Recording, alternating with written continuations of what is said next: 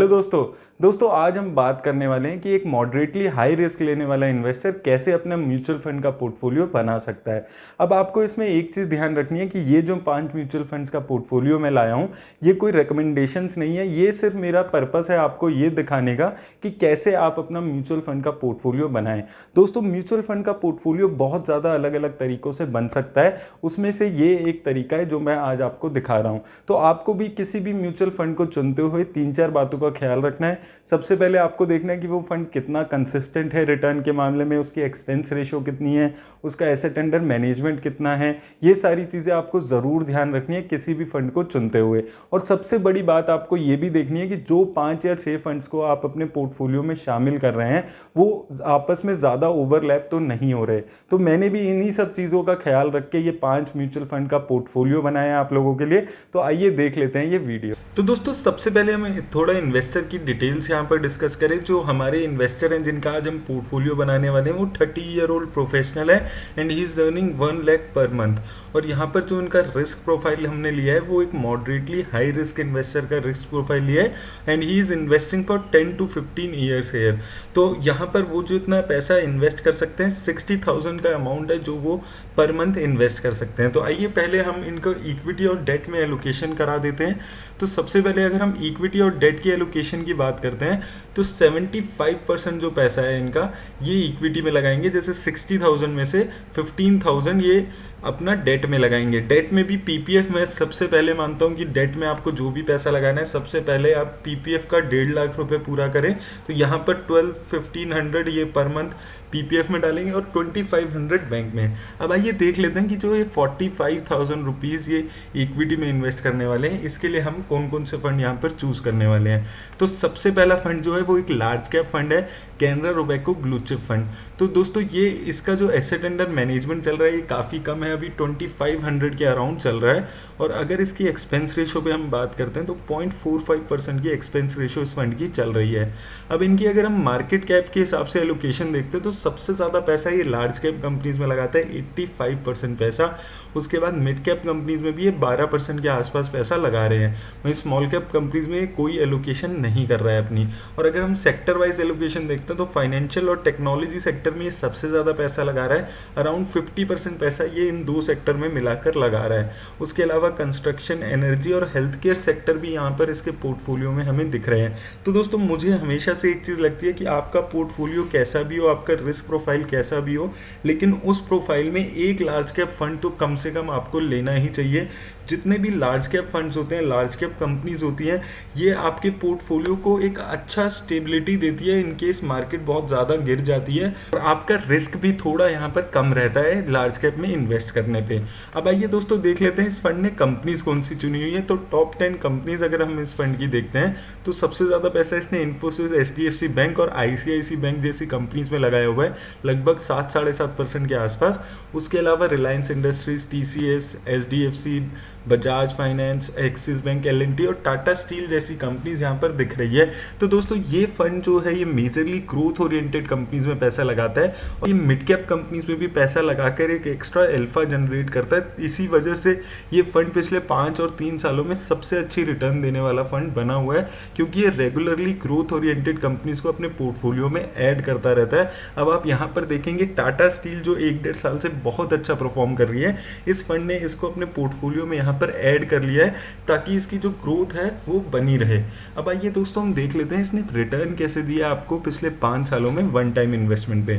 तो दोस्तों, अगर हम वन टाइम इन्वेस्टमेंट पे इस फंड की रिटर्न देखें तो अगर आपने 10,000 रुपये इस फंड में 5 साल पहले लगाए होते तो वो पैसा इस फंड ने आपका 23,000 के अराउंड बना दिया है, यानी कि 18% के आसपास की इस फंड ने आपको रिटर्न दिया है। तो मुझे लगता है कि 18% की अगर आप रिटर्न जनरेट कर पा रहे हैं किसी भी फंड में तो ये काफ़ी अच्छी रिटर्न है।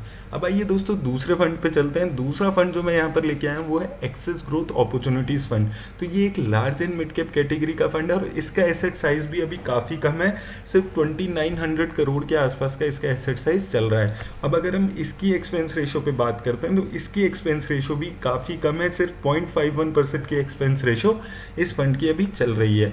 अब आइए दोस्तों देख लेते हैं कि इस फंड ने कौन सी कंपनीज में मेजर पैसा लगाती है। तो लार्ज कैप कंपनीज में ये सबसे ज़्यादा 48% पैसा लगाते हैं, वहीं मिड कैप कंपनीज में 50% और स्मॉल कैप कंपनीज में 3% के आसपास पैसा लगाया हुआ है। तो दोस्तों जैसे कि एक large and mid cap fund है, तो ये मेजर पैसा अपना लार्ज और मिड कैप कंपनीज में ही यहाँ पर लगाता हुआ दिख रहा है। अब अगर हम यहाँ पर इसके सेक्टर्स पे बात करते हैं तो इसने भी मेजरली फाइनेंशियल और टेक्नोलॉजी सेक्टर में ही पैसा यहाँ पर लगाया हुआ है। उसके अलावा सर्विस, केमिकल और एनर्जी सेक्टर भी इसके पोर्टफोलियो में दिख रहा है। यहाँ इसका जो पोर्टफोलियो है काफ़ी कंसनट्रेटेड है, 77% पैसा इस फंड ने टॉप 5 कंपनीज में यहाँ पर लगाया हुआ है। अब दोस्तों इस फंड को शामिल करने का मेरा सबसे बड़ा रीज़न है कि ये फंड जो है आपके पोर्टफोलियो को काफ़ी अच्छी डाइवर्सिफिकेशन प्रोवाइड करता है। अगर हम इसकी टॉप 10 कंपनीज यहाँ पर देखते हैं तो इसने सबसे ज़्यादा पैसा टाटा एलेक्सी में लगाया, उसके अलावा Sundaram Finance, Bajaj Finance, PI Industries, Info Edge जैसी कंपनीज इसकी टॉप 5 कंपनीज में शामिल हैं। तो ये वो कंपनीज है जो हर फंड में आपको नहीं मिलेगी। एटलीस्ट जो मैंने 5 फंड्स यहाँ पर सिलेक्ट किए हैं उसमें ये कंपनीज आपको नहीं मिलेगी। अब इस फंड की सबसे अच्छी बात ये भी है कि ये 25 to 30% पैसा अपना फॉरेन कंपनीज में लगाता है। तो जैसे कि आप स्क्रीन पर देख पा रहे होंगे टॉप 5 फॉरेन कंपनीज जिसमें ये इन्वेस्ट कर रहा है उसमें से एक Microsoft, Google, Amazon, Facebook, visa ऐसी कंपनीज में ये काफ़ी पैसा लगा रहा है। इसके अलावा भी काफ़ी फॉरेन कंपनीज हैं जिसमें ये पैसा लगा रहा है। तो ये फंड आपको एक फॉरेन इक्विटी का एलोकेशन भी देता है और इंडियन इक्विटीज़ भी जो इस फंड में है वो भी काफ़ी अच्छा डाइवर्सिफिकेशन आपके फंड को यहाँ पर देती है। अब अगर हम इसकी रिटर्न पे बात करें तो दोस्तों ये फंड अभी ज़्यादा पुराना फंड नहीं है, इसलिए इस पर ज़्यादा लोग अभी बात भी नहीं करते हैं क्योंकि ये सिर्फ 2-2.5 साल पुराना ही फंड है। लेकिन अगर हम 2 साल में भी इसकी रिटर्न देखते हैं तो अगर आपने यहाँ पर 10,000 रुपये पर मंथ से वन टाइम इन्वेस्टमेंट शुरू की होती तो 1 साल में इस फंड ने आपका पैसा 16,300 बना दिया है और 2 सालों में वही पैसा आपका 16,500 के आसपास बन चुका है। तो दोस्तों 2 साल में अगर हम बात करते हैं तो ये फंड सबसे अच्छी रिटर्न देने वाला फंड चल रहा है। और ये फंड की अभी अच्छी बात ये है कि इसके एसेट अंडर मैनेजमेंट भी कम है, इसकी एक्सपेंस रेशो भी कम है और ये रिटर्न भी लगातार अच्छी दे रहा है जब से ये शुरू हुआ है। तो आप इस फंड को अगर देखेंगे तो ये आपको डाइवर्सिफिकेशन भी काफ़ी अच्छी दे रहा है। अगर अब हम तीसरे फंड पे बात करते हैं तो तीसरा फंड जो यहाँ पर मैंने चूज़ किया वो है PGIM India mid cap fund.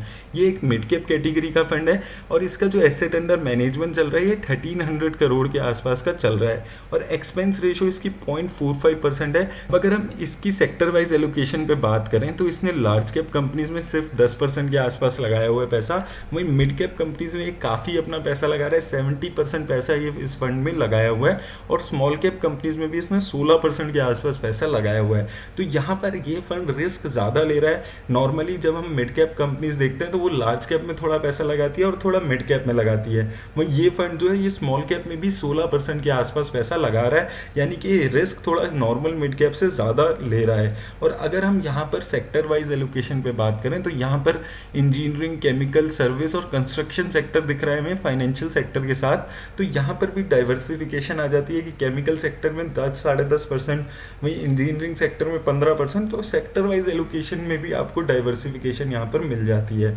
वहीं अगर हम इसकी टॉप 10 कंपनीज पे यहाँ पर बात करें तो इसने सबसे ज़्यादा पैसा आईसीआईसी बैंक में लगाया हुआ है, उसके अलावा Aarti Industries, Mindtree, Federal Bank, Voltas जैसी कंपनीज यहाँ पर दिख रही हैं। तो दोस्तों ये तीनों फंड्स जिस पे अभी तक हमने डिस्कस किया है, ये तीनों फंड्स में जो ओवरलैपिंग है वो काफ़ी कम है, आपको काफ़ी अच्छी डाइवर्सिफिकेशन यहाँ पर दिख रही होगी। तो हमने अभी तक एक लार्ज कैप फंड ले लिया है, उसके साथ एक large and mid cap fund ले लिया है और एक मिड कैप फंड यहाँ पर हमने चूज़ कर लिया है। अब अगर हम इस फंड की भी रिटर्न्स देखते हैं तो ये फंड भी काफ़ी अच्छी रिटर्न दे रहा है। अगर हमने 10,000 रुपये इस फंड में इन्वेस्ट किए होते तो सिर्फ 1 साल में इस फंड ने आपके 10,000 रुपये 20,000 रुपये बना दिए हैं, वहीं 3 सालों में वो 20,000 रुपये आपके 19,000 के आसपास दिख रहे हैं। और अगर आपने इस फंड में 5 साल पहले 10,000 रुपये लगाए होते तो वो पैसा आपका 26,000 रुपये के आसपास इस फंड ने आपका बना दिया है। तो दोस्तों ये भी काफ़ी अच्छी रिटर्न दे रहा है और पिछले 5 सालों में ये सबसे अच्छी रिटर्न देने वाला फंड चल रहा है। अब कई लोगों के मन में ये डाउट आता है कि पीजीआईएम इंडिया एक छोटी म्यूचुअल फंड हाउस है तो क्या उसमें पैसा लगाना चाहिए। लेकिन पीजीएम इंडिया के दो फंड्स, पीजीएम फ्लेक्सी कैप और पीजीएम मिड कैप, दोनों ही काफ़ी अच्छी रिटर्न के बहुत टाइम से दे रहे हैं। और अगर आपको डाउट है कि आपको ये ऐड करना चाहिए या नहीं चाहिए, तो आप एटलीस्ट एक फंड इनका ऐड कर सकते हैं और उसमें एलोकेशन आप कम रख सकते हैं। ये अब आइए हम चौथे फंड पे यहाँ पर चलते हैं। चौथा फंड जो मैं यहाँ पर लेकर आया हूँ, ये है पराग पारिक फ्लेक्सी कैप फंड। ये फंड मुझे लगता है कि इतना फेवरेट है इन्वेस्टर्स का कि इसने पिछले एक साल में जो इसका एसेट अंडर मैनेजमेंट है वो 3 गुना हो गया है। मई 2020 में इसका जो एसेट अंडर मैनेजमेंट चला करता था वो 3000 करोड़ के आसपास चला करता था, और अब इसका एसेट अंडर मैनेजमेंट 9000 करोड़ के आसपास हो चुका है। सिर्फ एक साल में ये 3 गुना हो चुका है। अगर हम इसकी एक्सपेंस रेशियो पे बात करें तो इसकी एक्सपेंस रेशियो 0.91% यहाँ पर चल रही है। एक्सपेंस रेशियो इसकी थोड़ी पुराने फंड्स देखकर आपको हाई लग रही होगी, लेकिन कैटेगरी एवरेज से ये अभी भी काफ़ी कम है एक्सपेंस रेशियो। अब अगर हम इसकी मार्केट कैप वाइज एलोकेशन पे बात करें तो सिंस ये एक फ्लेक्सी कैप फंड है तो इसके पास ये फ्लेक्सिबिलिटी है कि ये लार्ज, मिड और स्मॉल कैप कितना भी परसेंट तीनों कैटेगरी में पैसा लगा सकता है। लेकिन ये फंड जो मेजर पैसा है अपना वो लार्ज कैप कंपनीज में लगा रहा है, और उसके बाद मिड कैप कंपनीज में भी 30% के आसपास पैसा लगाया हुआ है। तो यानी कि ये फंड फ्लेक्सी कैप होने के बावजूद रिस्क जो है वो कम ले रहा है, स्मॉल कैप कंपनीज में ये कम पैसा लगा रहा है। तो आपको ये चीज़ हमेशा ध्यान रखनी है कि अगर आप कोई भी फ्लेक्सी कैप फंड चूज कर रहे हैं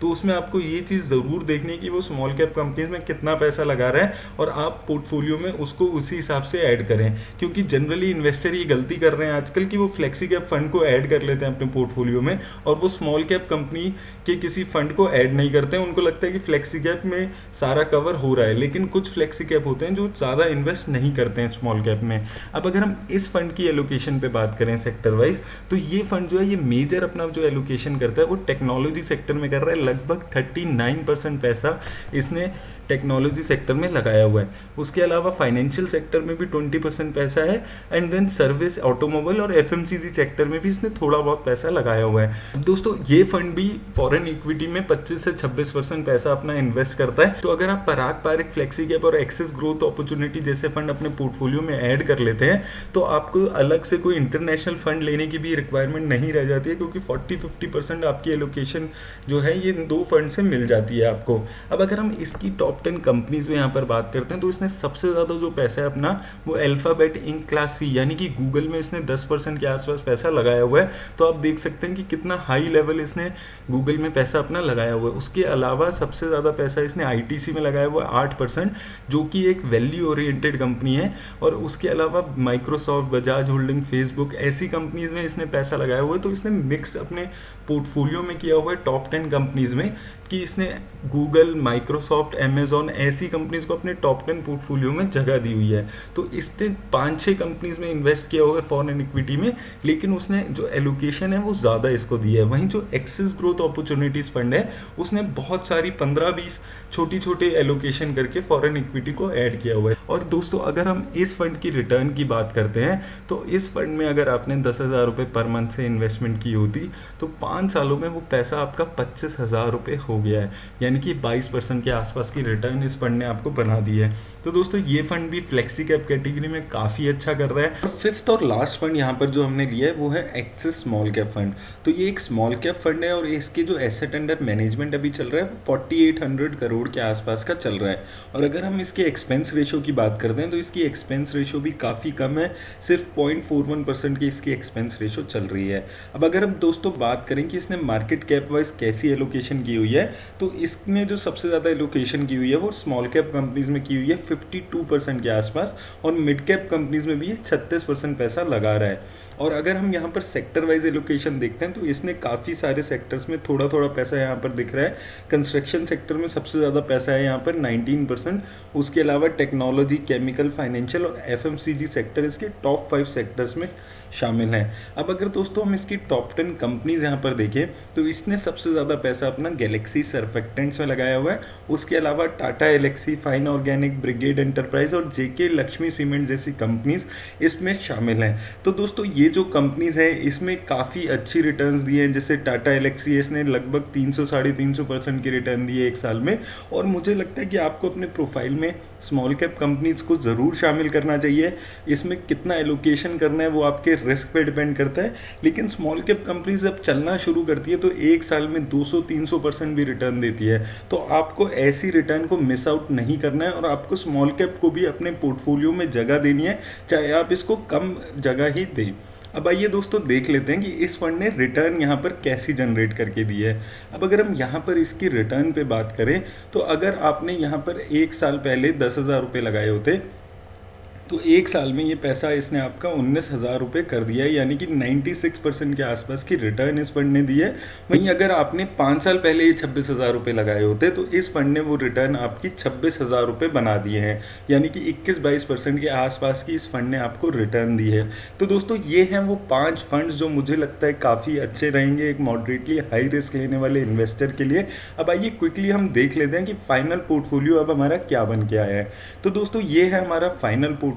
इसमें सबसे पहले आ गया कैनरा रोबेको जो एक लार्ज कैप फंड है, then Axis Growth Opportunities Fund जो कि एक large and mid cap fund है, उसके अलावा पीजीएम इंडिया, पराग पारिक और एक्सिस स्मॉल कैप को मैंने इस पोर्टफोलियो में शामिल किया है। तो दोस्तों ये एक तरीका है म्यूचुअल फंड का पोर्टफोलियो बनाने का। बहुत सारे तरीके अलग अलग हो सकते हैं जिससे आप अपने म्यूचुअल फंड का पोर्टफोलियो बनाएं, लेकिन आपको कुछ बातों का ध्यान रखना है कि वो जो म्यूचुअल फंड का आप पोर्टफोलियो बना रहे हैं वो ज़्यादा ओवरलैपिंग ना हो। जितने भी फंड्स आप इनको इंक्लूड कर रहे हैं उनकी एक्सपेंस रेशो भी लिमिटेड हो, एसेट अंडर मैनेजमेंट भी लिमिटेड हो और वो रिटर्न कंसिस्टेंटली फंड बनाकर दे रहा हो। आपको इन चीज़ों का ख्याल रखना है और आपको ये भी चीज़ का ध्यान रखना है कि आपकी कैटेगराइजेशन वाइज जो एलोकेशन है वो भी इसमें हो जाए और साथ में कंपनी और सेक्टर वाइज एलोकेशंस भी अच्छी आपकी हो जाए। तो ये सारी चीज़ों का ख्याल रख के आपको अपना कोई भी म्यूचुअल फंड का पोर्टफोलियो यहाँ पर बनाना चाहिए। अब अगर हम इसकी एलोकेशन पे बात करें तो दोस्तों यहाँ पर बहुत ही सिंपल एलोकेशन आपको रखनी है। ये सभी फंड्स को आप 20% एलोकेशन यहाँ पर दे सकते हैं। तो ये है मेरी तरफ से आज मॉडरेटली हाई रिस्क इन्वेस्टर के लिए एक पोर्टफोलियो। दोस्तों यहाँ पर आपको देखने वाली बात है कि यहाँ पर कोई थीमेटिक फंड आपको नहीं दिखेगा, कोई फोकस फंड आपको नहीं दिखेगा, कोई वैल्यू कॉन्ट्रा फंड यहाँ पर नहीं दिखेगा। सिर्फ एक सिंपल स्ट्रेटेजी से भी आप म्यूचुअल फंड में पैसा कमा सकते हैं। दोस्तों मेरी तरफ से आज इतना ही। अगर आपको ये वीडियो अच्छी लगी हो तो इसे लाइक और शेयर ज़रूर कर दें और मेरा चैनल भी सब्सक्राइब कर लें अगर आपने अभी तक भी चैनल सब्सक्राइब नहीं किया है। धन्यवाद।